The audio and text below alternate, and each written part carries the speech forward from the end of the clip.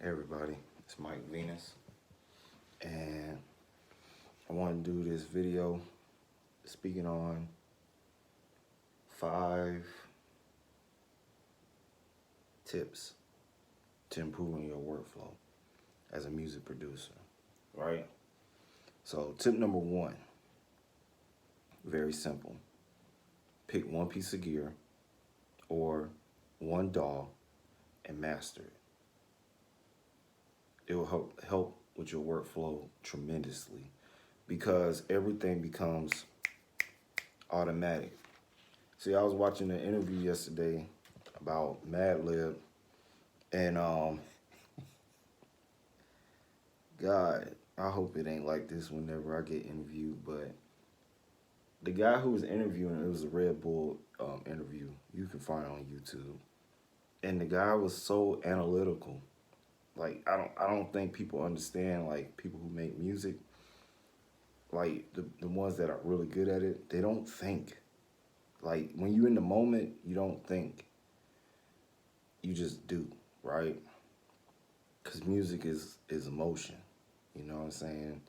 It's it does help to be logical, but it's mainly emotion. So the guy was asking him like, "What kind of gear you use? What do you use?" And in his recent interview, he said, "I make my music off of an iPad. That's all I use." That's what he said. And the guy was just amazed, like an iPad. He's like, "It's the best music production gear ever." You know what I'm saying? And the Red Bull, the first one was Complex interview because he was rewarded the was it the greatest music producer alive. They gave him that recognition, which is a great thing. You know what I'm saying? Then I watched the interview on Red Bull, right? And on Red Bull, it was a little bit older. He was like, all I used was SP 303, MPC 2000 XL, and a record player. And then when he wanted to learn an instrument or use an instrument, he'll rent it. So he was like, you don't need all that stuff. And I agree with him because like a lot of the producers that I like or admire their work, they typically use maybe one piece of gear, one to maybe three. I'll say 3 pieces, but it's mainly the same piece of gear. You know what I'm saying? If they use hardware, they usually use the sampler. It was typically an MPC, right? If they used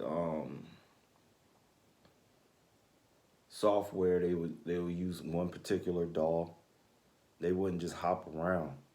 And I'm saying this because I learned this in my first year of music production, right? When I released my first projects and started in 2020, January 1st, 2020, to like, when the last time I released a project? Probably was like later on this year, but yeah, 2020 I released music like it was just going out of style.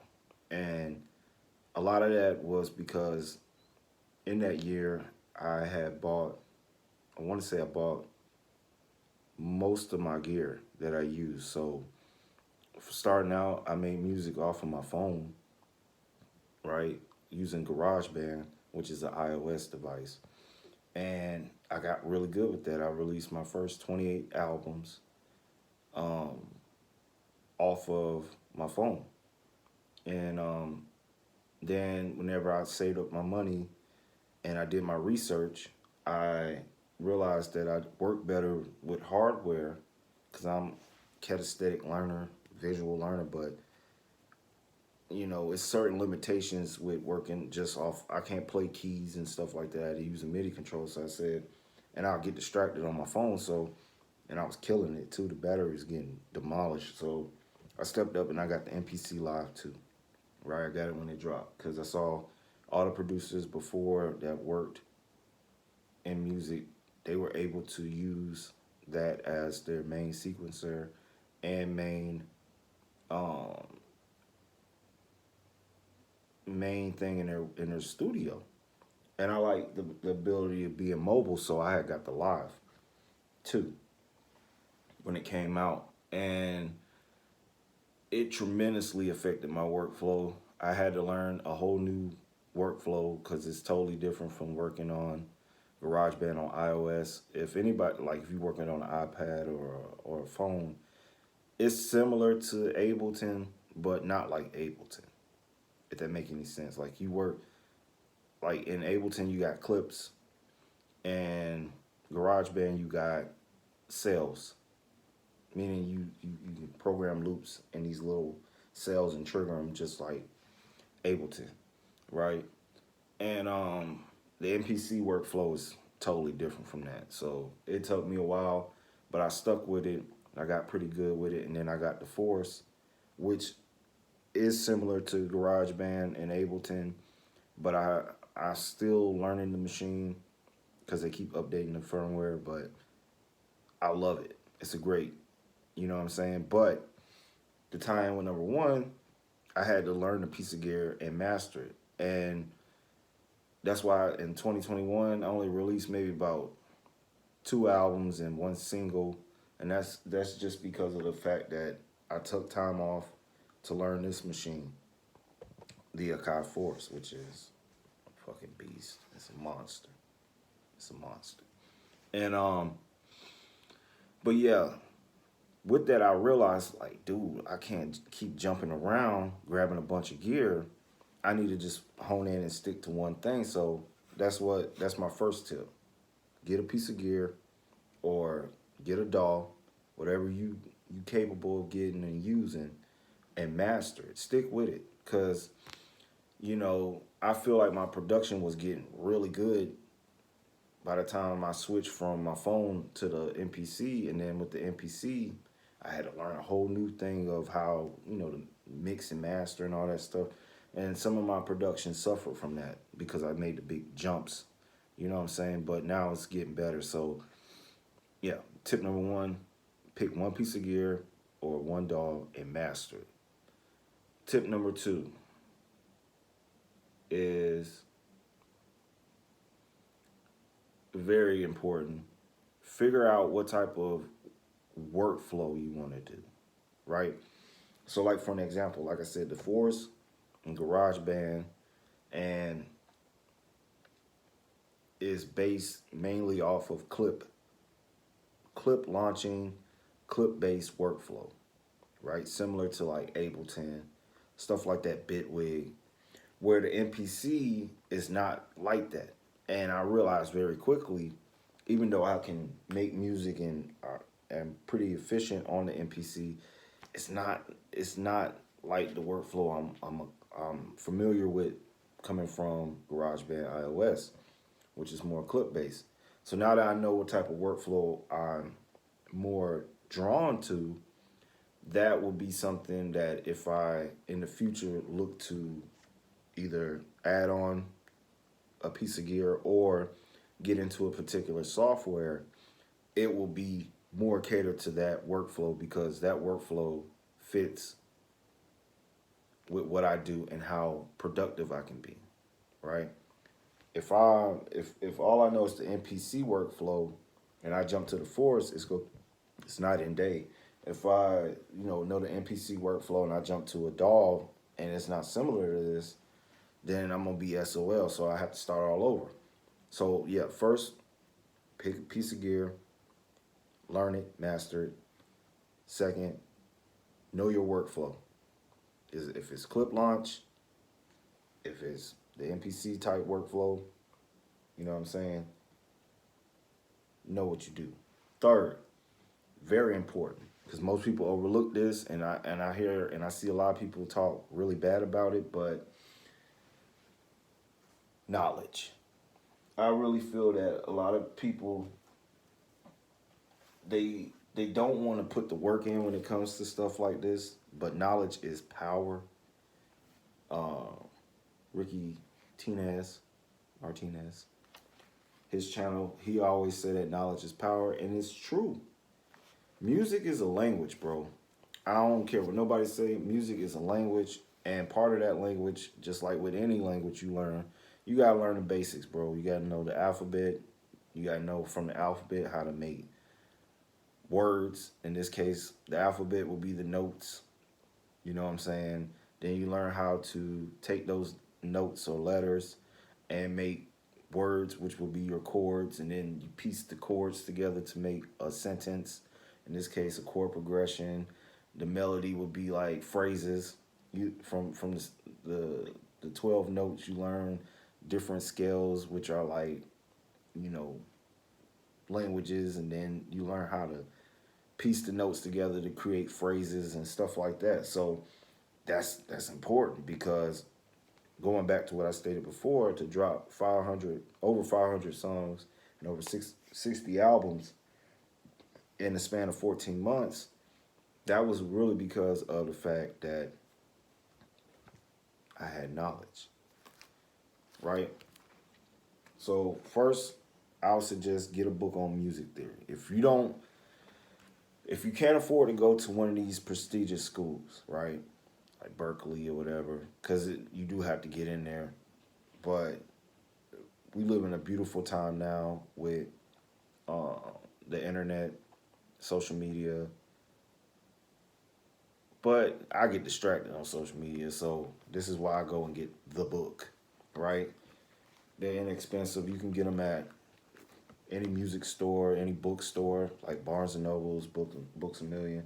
Get on Amazon, whatever. So what I did first and foremost, this is the first book I had whenever I learned how to play guitar, and that was like when I was 20, 23, 24, right?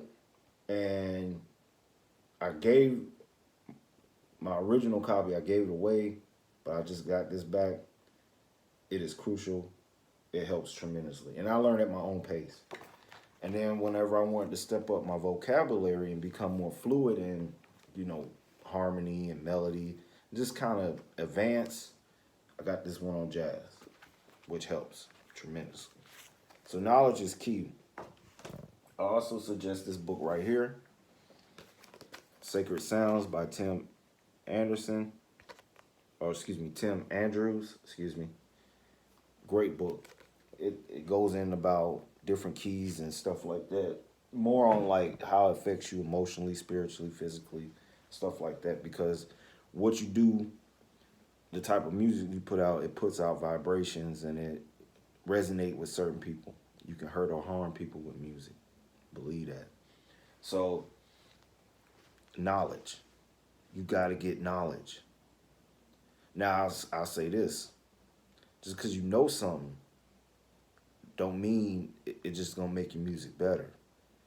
What makes you better is learning something, but then applying it. You understand? Because the steps to becoming gaining the wisdom of a particular thing, you gotta first get the knowledge. Second, you gotta apply the knowledge so that you can gain understanding, right? Which means you got it under your belt, you standing on it, so you solid. And with that, you learn how to gain wisdom, right? Which is the domain of the wise. So in music, um, that helped tremendously because even though I'm not a pianist or like that's not my main instrument. Having that knowledge of music helped tremendously whenever I did transition into music production, which a lot of my music is piano driven, even though I personally don't play a piano. You understand? As my main instrument. Like I couldn't sit there and play it like that, but at least that's how I figured it out was knowledge. You know what I'm saying? And then playing what I know and then just knowing how to transpose it up and down, which go back to knowledge. So it helps. It will help tremendously. But you have to apply what you learn. You know, just knowing a bunch of shit don't mean anything. It just mean you know something. You know what I'm saying? And that helps. And then also ear training. Okay, I think this is another thing that's kind of slept on as well. Ear training. Ear training means like you just listen to music. You know what I'm saying? But what I mean, like listen to music, mean listen, and then when you listen to the song or whatever music you listen to it, and then you try to learn to identify the different instruments, identify um, who's playing, when they playing, stuff like that. That's knowledge. That will help too whenever you start to arrange your music and put songs together. What I used to do, right, to help when I was learning guitar, I used to whatever group I was learning from or like their music, I would buy. Remember, this is when I was like 23, 24. Today you can just go on YouTube or stream it, but I would buy the DVD, right? I would buy the music book of their music, which typically those books be dumbed down. They're really simplified. Simplified. They're not the actual music these people are playing. They might be playing more exotic chords and shit like that. That's why I get the video so that I can see if they show shots of them playing, where their hands are in the position on the guitar, and I can kind of figure it out on my own, you know. And then I'll buy the CD, or you can stream it now, but I'll listen to it as well. So ear training and just theory knowledge, you need it. I even got books on drum music. You know what I'm saying? Just so that I can know how to read it, and also so I can learn different patterns. Even though I prefer to finger drum because it gives me a certain flavor. It has my feeling, my feel to it. But if it's one of those days the hands hurt or I'm not feeling it, it might be off. I don't want to get frustrated. I can program it because I know how to read the music. I study the patterns, and it just helps to build confidence when you go to make your songs. You're able to flush out your ideas. So tip 3 is knowledge, right? Number 4 is consistency. Staying consistent.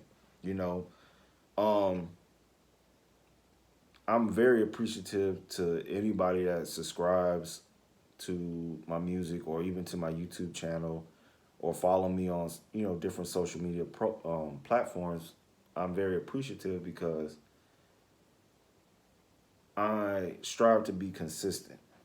I strive to be consistent in the type of quality music I make, um, being relevant, you know, and this consistency helps me to develop a level of discipline and vision. And I know as an artist, you know, we we get labeled as being kind of lazy because people maybe not be as consistent as they need to be. But with me, I feel that releasing a project, doing a video, putting out a loop pack, doing a demo track for the loop pack is a way that I can stay consistent and productive and relevant because especially in today's era with music, people have access to it so frequently that you know if you ain't in their face or they ain't checking for you or they can't hear you, you can kind of fade to black quicker than you did back in the past, where a person can make an album and it could be, excuse me, like 3 5 years in between, and they can do that. In today's era, you got to kind of stay relevant. So, that's how I was able to put out so many projects because I had strived to be consistent. I want to feed those people who like my music or who like what I do as a producer or who like um, me as just a person. You know what I'm saying? So number 4 is consistency. Stay consistent. You know what I'm saying? I know it's hard. Best believe, because it was times where I wasn't feeling it. Like I remember in 2020, I had ended up getting a respiratory infection on the job I was working at, and I had to miss some work because I thought it was possibly COVID because I couldn't breathe, and I also had a gastrointestinal infection as well. So I thought it was COVID. It wasn't COVID, but because it was we had to be out because of protocol, I took advantage of that and I made 5 projects and I released them that week. And that was like, wow. I wasn't feeling the greatest, but I know that anybody that listens to my music, they be like, wow, I really appreciate that. This guy's doing it. And I released all that music while working a job that I had dedicated at least 60, 55 to 60 plus hours a week to it. So there's really no excuse, you know what I'm saying? If you do this full time, you should be able to do more or at least stay consistent. So, every day I try to strive to make so many loop packs, do so many demo songs for the loop packs, do so many videos, do so many beats, because in 2022 I'm taking over. There's not going to be nobody that'll be relevant in that time, because I'm just going to take over. I'm going to flood the market. I'm going to flood the internet with so much music. It's going to just seem like this guy's a bot. And I think people thought I was a bot, because to release that much music in that short a span of time, you either have to be a robot or a certain type of individual, and I'm that guy. So consistency is key. And number 5 to improving your workflow is do you.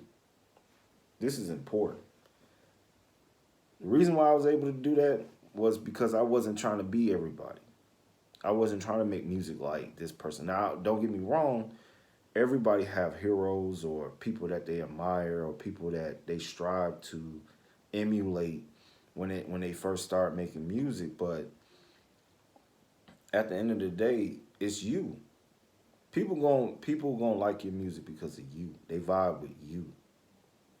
And I think that hinders a lot of people's workflow, because they worry about what this person might think, what that person might think. But you got to do you, because music is about expression. You understand? And I know I don't sound like everybody, you know what I'm saying, but I do me. And by me just choosing to do me and not do, try to be like make type beats or do like this person, that helps me to stay consistent. It helps my workflow. You know what I'm saying? So do you. You know what I'm saying? Whatever that may be, if tying everything up, if you work great on hardware, stick to it. Get you a piece of gear and just stick to it. Look at A-Rap Music, right? He's a prime example. This man still rocks the MPC 2500, and we in 2021 going in 2022. Yeah, it's videos of him having the MPC Live 2 Supreme and the MPC X.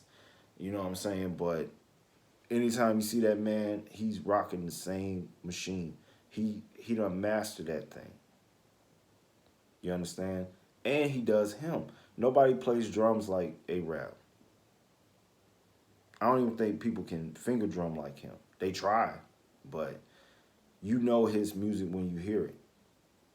And what he did, he stayed consistent, and he even said in his interviews, he learned music, so it can help with him making his music and stuff. And the man is a beast. You understand? So that's my 5 tips, man. Pick a piece of gear, master it, or pick a DAW, master it. You know what I'm saying? Don't jump around. Stick to what you do. Gain some knowledge to improve your overall, whatever you need to work on it. You know what I'm saying? Stay consistent and do you. And you will be successful. I guarantee it. So I appreciate everybody that's been subscribing to my channel on YouTube. Even though this channel was up when I started releasing music, I just didn't. I don't really like being on social media like that. I just wanted my music to speak. But to kill all that noise that somebody might think I'm a bot, or think I work with a bunch of people to make music. Nah, all this is me. So I appreciate everybody that's subscribing and following me on social media platforms, and you know subscribing to my Spotify and listening to my music. I really appreciate you. I thank you. And yeah, hopefully this video was help you out, because like I said, social media is a dangerous place, bro. It's overwhelming. And you know, yeah, and I'm gonna say this too. Even if I upgrade, getting a camera and all that stuff, don't expect me to be buying up a bunch of shit to be props in the background. Let's get that shit out the way. Whatever you see, that's what I use, that's what I work on, and that's what helps me to be productive. Okay, you want to see a million one pieces of gear in the background and stuff, and I'm not being sponsored because I buy everything. Let's get that shit straight. I'm independent, so I have to fund all this. You understand? If you see me with anything extra, and I didn't mention that I purchased it, it's sponsored, which I'm open to that. I ain't gonna turn around a sponsorship, but I'm just saying that, I'm gonna keep it as personal as it is. And I know somebody had asked about like my camera angles, bruh. No, no. I have my reasons why I don't do landscaping view or the top view like that, especially when it comes to me uh composing music. It's just that's not happening. If I'm working with audio, that's something totally different. Yeah, you can get a top shot. But if I'm working with MIDI and I'm programming shit, no, you're not getting that. Cause I ain't dumb. Motherfuckers be stealing off of the internet. Best believe. So hopefully, to wrap it up, hopefully this was helpful. Thank you for everybody that's subscribing and following me on YouTube in 2021. I appreciate you. Follow me on Twitter at Mikey Venus 2020, Instagram Mike_Venus1, Facebook Mike Venus, and go and subscribe to all my music on streaming services under the name Mike Venus. And if you want to hear the single Juneteenth with me and my wife in it, it's Mike and J Venus. Okay? So with that, y'all be blessed, be safe, be careful out here. Enjoy the rest of this year. Get your mind right, get ready for 2022. And with that, be safe. Mike out. Be blessed.